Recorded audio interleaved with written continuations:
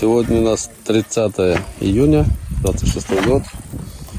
Вот приехали врачи, берут кровь.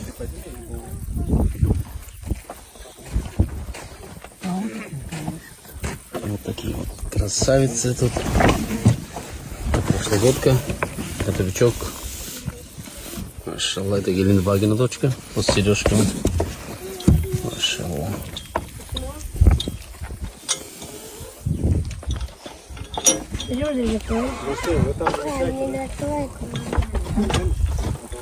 Вот Алдар, главный врач. Так потихоньку идет работа. Овечки пока не стриженные. Сами облазят.